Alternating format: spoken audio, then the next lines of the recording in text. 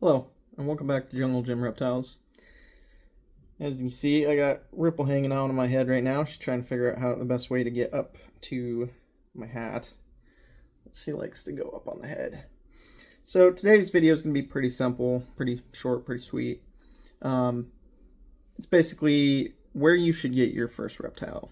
If you're thinking about getting a reptile, you have to understand that these animals, they don't live for 15 to 20 years like most cats and dogs do.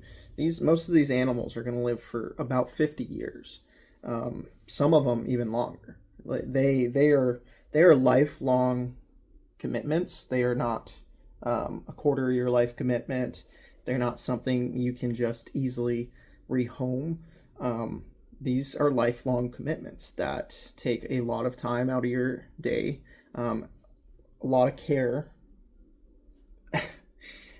and sometimes playtime that you have to constantly give these animals. Luckily, you can get some of these animals that are cohabitable. I don't know if that's a word, but I'm going to make it a word. And you, little girl, need to just hang out and chill for a second. So when it comes to getting your first reptile, there's really 4, maybe 5 options when it comes to getting a reptile. The first 2 options are going to be pretty obvious. They pretty much have a stranglehold over the. They pretty much have a stranglehold over the pet market in the United States of America. Now, I'm basing my experience and my suggestion off of living in the United States of America. Now, that may be different when it comes to Europe, Canada, anywhere outside of the United States. Petco, PetSmart, those are the big ones where you're gonna find reptiles. You're gonna find dogs, cats. Actually, you don't really see dogs and cats around here anymore. And she's gonna slide down. You don't see dogs and cats very often. I see cats at Petco. I don't know about PetSmart. The closest PetSmart I have to me is about 30 minutes away. But yeah, they really have a stranglehold on the pet market, at least in the United States of America. And that's where I think a lot of people get their first pets. And when it comes to the reptile market, you're going to have to go away if you don't calm down. When it comes to the reptile market, they're not very good. I'm not saying it's the employees' faults. It's definitely the corporate Petco, PetSmart that just don't care. They just don't care about the actual care that these reptiles need. They just see a small creature like this and go, oh, yep, just put it in a small box and give it some food and water, call it good. They don't understand the amount of care that these animals need. They don't understand how emotional they are when they're neglected. When I say neglected, like not played with at all, not given attention. Now, there's several reptiles you can just put in an enclosure, feed it when it needs to be fed, and call it good.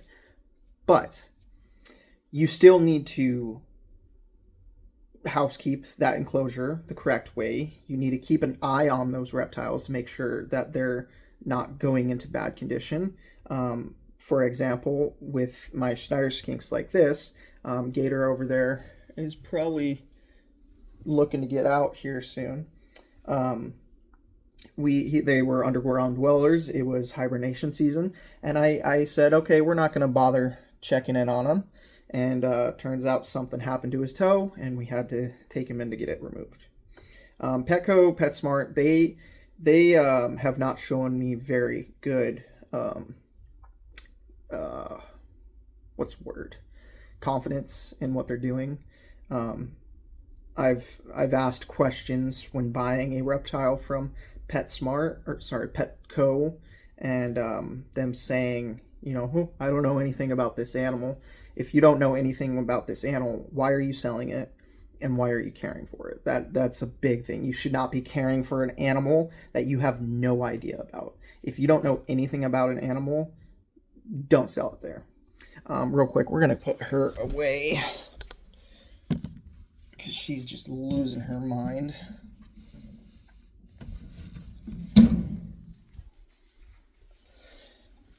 So,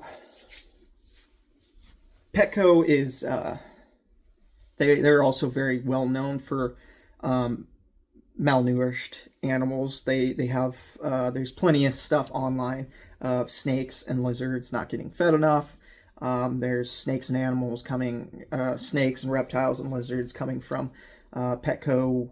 At least I know of Petco. I don't know as much about PetSmart, but I'm sure it's pretty much the same story, where these animals have, let's see, they got parasites, they have worms, they have mites, they have things that an animal coming from a professional business that is professionally selling these animals and caring for them should not have. Because now parasites, mites, fleas, those kind of things, they aren't that big of a concern until you let it get out of control. When there's a lot of mites, when there's a lot of fleas, and there's a lot of parasites, that can kill an animal. That can lead to the death of an animal, which is shameful on these big businesses that don't care. Anyways, on to the next option. So the next option is going to be your local pet stores. Now, your local pet stores are probably the most reliable source. Going back to Petco and PetSmart real quick, their reptiles are also extremely expensive compared to what their actual market value is. And it's not about getting the cheapest option you can. And there's plenty of arguments saying, oh, you shouldn't sell the reptiles that cheap because then inexperienced and irresponsible people are going to own these reptiles. Not necessarily. That doesn't mean you should make these animals extremely expensive. That makes no sense, because then they're just doing it to make money. They're not doing it to prevent irresponsible people from buying these reptiles. They're doing it to make as much money as possible. Now, if you go to your local pet store, I have a local pet store here. I won't say their name just because I don't want to give them free advertising, and just because, you know, I'm a small time YouTuber. If they want free advertising, I'm more, or not free. If they want to pay me for advertising, I'm more than welcome to do it. I love their store. I love everything they do, but this is a business as well. And this business helps support my reptiles. Now, your local pet stores are a way better option. The prices aren't going to be as expensive as Petco or PetSmart. But they're going to be a little bit above market value, but that's expected. It's like buying a water bottle and having to pay a little bit more than what the store paid for what that water bottle's worth. That's what's happening when these small pet stores are selling them. Now, don't take my word for it. I'm not saying every small pet store is good. There's definitely cases and stories out there where they're really bad and they did really bad things. But for the most part, if someone's out there starting a pet store, it's a very expensive business to get into. It's a very expensive business to continue supporting and improving. So they tend to, you hear those stories about, oh, this pet store was mistreating their animals. Well, that's more common in Petco and PetSmart. And you don't hear anything about it because they're big business. Nobody cares. Now, these small pet stores, you're going to get a better deal. It's going to not be as expensive, but it's going to be right above that market value. And they most likely have taken care of these animals' shots and taken them to the vet and taken care of all their medical needs.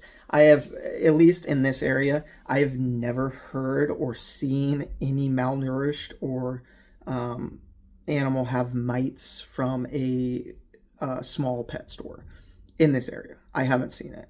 I got my first ball python about 12, maybe 14 years ago. I'm bad with numbers. Got her from Petco And as soon as I got home, I noticed there were things moving on her. She was infested with mites. She was extremely malnourished because those mites were sucking her blood away, and they were not feeding that ball python as much as it needed to be. Tossed it up to a one-off thing. I have purchased several animals from Petco. Even though I discourage doing it, the only reason I still buy them is I want to get those animals away from there. I would buy every single animal I could from Petco and PetSmart just to keep them away. I get we shouldn't be supporting those industries. If I believe they're doing what they're doing, we shouldn't support it. But at the end of the day, I'm not going to sit there and watch an animal die just because they don't know what they're doing. But your third option, I would strongly suggest not doing, no matter how bad these animals look. But buying off of like a Facebook page, I know you can't buy animals off of Marketplace, but there are groups out there where they're, rehoming animals or something. I strongly suggest against that, just because those people have gotten into something they can't handle and they're looking to offload it onto someone else. I definitely suggest not doing this just because you don't know what that animal's condition really is. You don't know if they took it to a veterinarian clinic and found out, oh, this animal has cancer and is going to pass away in the next 3 months. And they could be asking full price. You could be going out there and buying yourself an albino ball python, which, there's many morphs. That's just a generalization. That can be a very expensive snake. But you go out there and you spend that money thinking that it's going to be a perfectly healthy animal, and it turns out not to be and passes away within the 3 months. Now, I'm not saying this always happens, but there's plenty of stories about it. If I don't trust Petco and PetSmart, I definitely don't trust someone selling their animal on Facebook. Now, to tie that into buying animals, I guess there's 6 options. So we'll go over the 5th option. I just remembered about one. The 5th option would be buying off of like a breeder website or Morph Market. That will really tie into the 6th and final option, but that's not that bad of an idea. Now, you're probably going to be paying what those small pet stores pay to receive those animals, and then they mark the price up and then sell them off.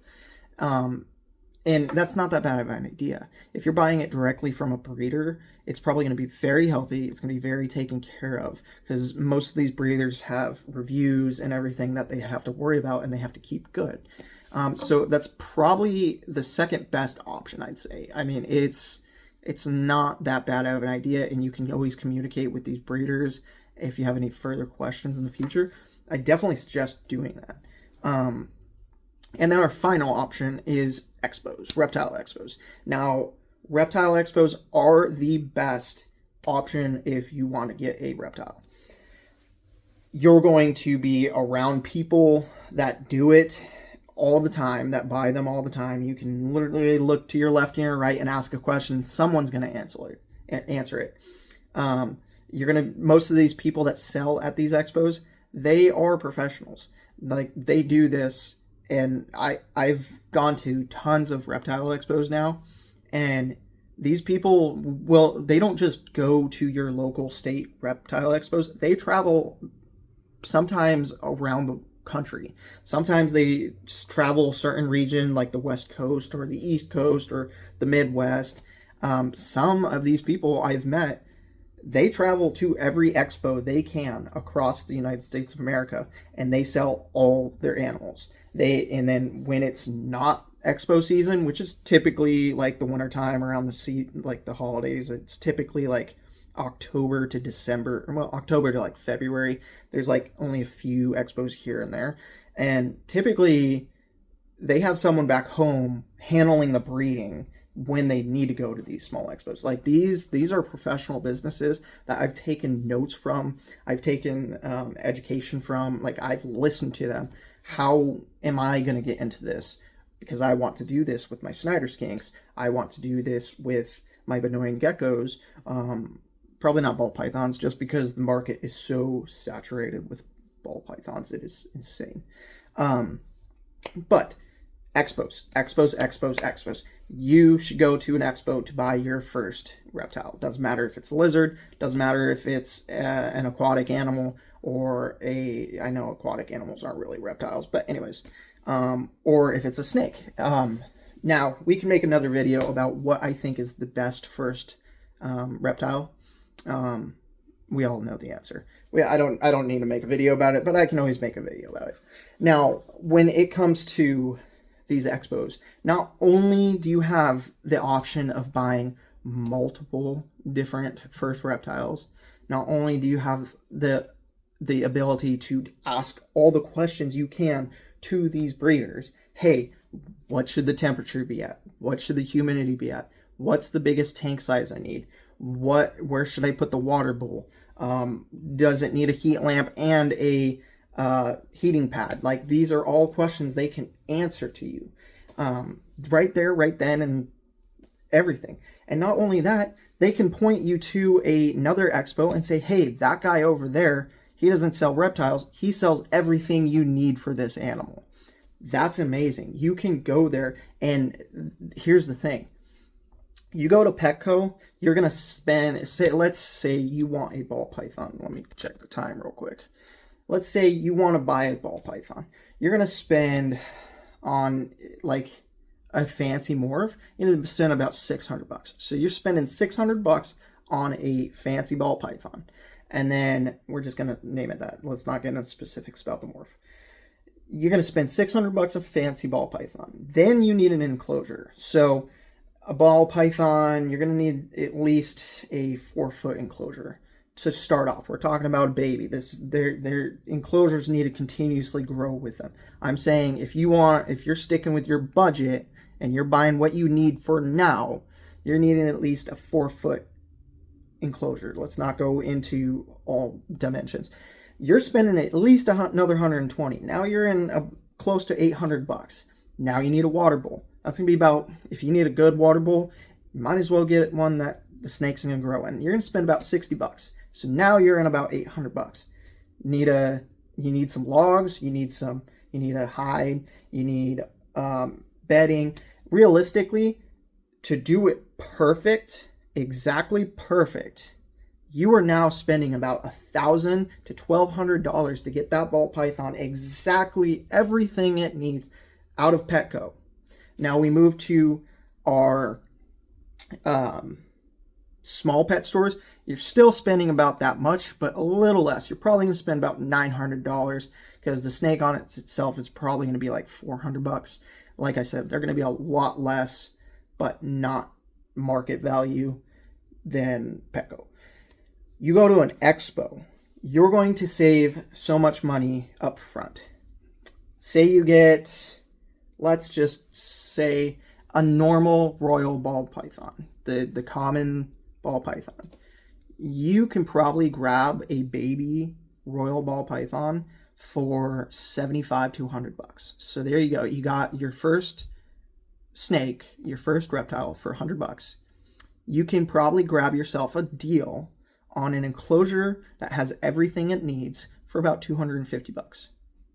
Everything it needs. That includes bedding, lighting, lights, decor, like clutter and everything, water dish, hides, everything it needs, probably about $250. Because there are people at those expos that sell nothing but enclosure setups, and they'll have everything you walk up and you say, I just got a ball python, I need everything I need. They'll show you the enclosure, they'll be like, everything you need is in here, $250. You've now spent maybe close to $400 compared to close to $900 to close to $1,200. So that's really my spew about all of it. Go to an expo. You can easily find information about where expos are held for you in your state. Just go ahead and look up on Facebook. Like, I live in the Pacific Northwest, so I look up Pacific Northwest expos on Google, and it will show me the expos I go to. I go to the Pacific Northwest Reptile Expos. Crazy. It's probably something like that. So if you live down in the Southwest, it's probably the Southwest Reptile Expos. It's like they plan it, so it's easy to find. But there's also several other expos. There's like Northwest Expos, which is another, it's like smaller, but they're still okay. And then there's another set of expos in this area that goes on, but there's only like 2, and then the rest of them are like spread out throughout the country. And then you have the international expos, which are like in major cities. Like it will take place one year in Los Angeles, and then it will take place in New York, where it's like massive expos. And then they go to like Montreal, and then they go to like, I'm just naming big cities like Seoul. They go to like major cities. They don't go to smaller cities. Like Portland wouldn't be considered a major city. It's like, I think it's like in the 20s of how big it is. But yeah, that's really, sorry, I thought I heard something move. That's really it for today's video. If you have any questions regarding anything we've gone over today, and I do talk fast, so please let me know if I just talked too fast for you. Please put a comment down below. And then if you liked this video, please give it a thumbs up. And always set off that notification bell. It definitely helps you when I post videos. I know I post them pretty inconsistently. I'm trying to get a schedule going, but you know, adult life, I'm not a major YouTuber. I still gotta do it when I can do it. And if you liked what I had to talk about today, I'm definitely going to be doing a lot more of these videos outside of the reptile talks. So feel free to subscribe. It definitely helps out. I'm trying to reach 100 subscribers before the end of the year. Thanks. I hope everyone has a great week.